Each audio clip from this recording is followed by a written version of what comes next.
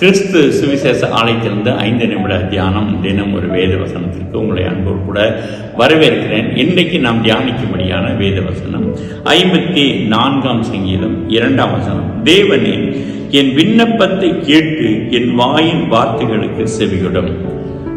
கர்த்தருக்கு ஒரு நல்ல பெயர் உண்டு. அவர் ஜெபத்தை கேட்கிறவர், அவர் விண்ணப்பத்தை கேட்கக்கூடியவர். நம்முடைய விண்ணப்பம் அவருடைய சன்னிதானத்திலே போய் எட்ட வேண்டும். அந்த மாதிரி அவரிடத்துல நாம் விண்ணப்பிக்க வேண்டும். நம்முடைய ஜெபம் கர்த்தரை நோக்கி இருக்க வேண்டும்.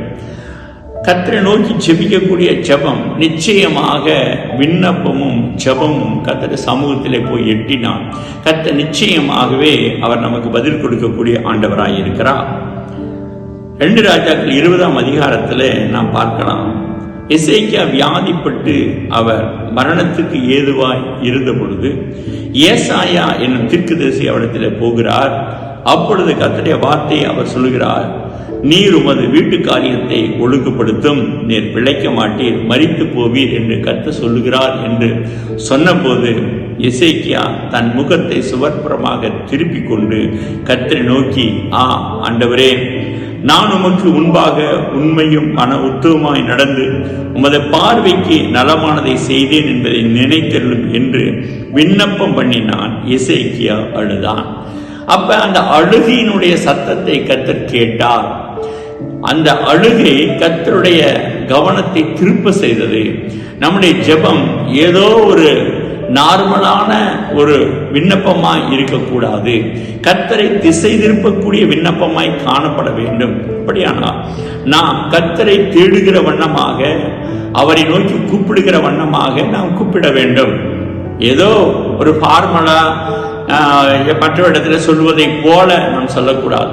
ஆண்டவர் வானத்திலே இருக்கிறார், அவர் பரலோகத்திலே இருக்கிறார், அவர் சிங்காசனத்திலே வீற்றிருக்கிறார்.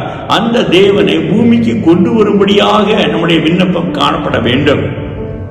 எனவேதான் இந்த எசேக்கியா கர்த்தரை நோக்கி இப்படியாய் விண்ணப்பம் பண்ணுகிறார்.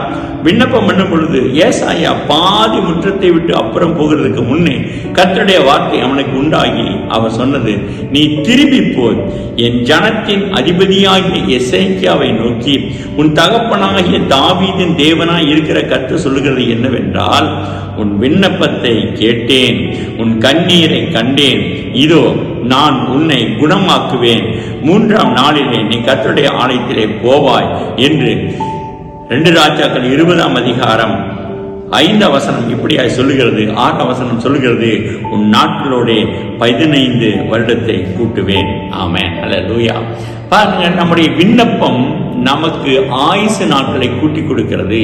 கர்த்தரிடத்தில் நாம் சமர்ப்பித்தால், நம்மை முழுதுமாய் ஒப்பு கொடுத்தால், கர்த்தரை நோக்கி விண்ணப்பம் பண்ணினால் கர்த்தர் நம்முடைய வாழ்நாளிலே நீடித்திருக்க செய்கிற நல்ல ஆண்டவராய் இருக்கிறார்.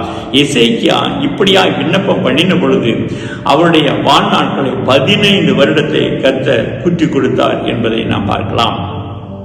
கர்த்தர் நம்முடைய விண்ணப்பத்தை கேட்கக்கூடியவர், கர்த்தர் நம்முடைய விண்ணப்பத்துக்கு செவி சாய்க்கக்கூடியவர். எனவே எசேக்கியாவுடைய வாழ்க்கையிலே 15 வருடத்தை கூட்டி கொடுத்த தேவன் நம்முடைய விண்ணப்பத்தை கேட்க ஆவலோடு கூட காத்திருக்கிறார். நாம் விண்ணப்பிக்கும் பண்ணையாக, விண்ணப்பம் பண்ண வேண்டிய விதமாக நாம் பண்ணினால் கர்த்தர் நிச்சயமாக கேட்கக்கூடிய நல்ல ஆண்டவராக இருக்கிறார். இன்னைக்கு உங்களுடைய விண்ணப்பம் என்ன? கர்த்தரிடத்துல நாம் விண்ணப்பிக்கலாமா, ஜெபிக்கலாமா?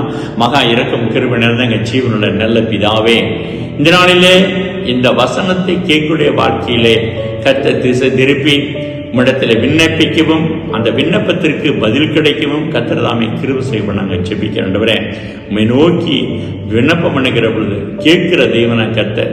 ஆண்டவரே, எசேக்கியாவுக்கு 15 வருடத்தை கூட்டி கொடுத்த நல்ல ஆண்டவர், எங்களுடைய வாழ்க்கையிலும் கர்த்தனை பெரிய காரியங்களை செய்வீராக.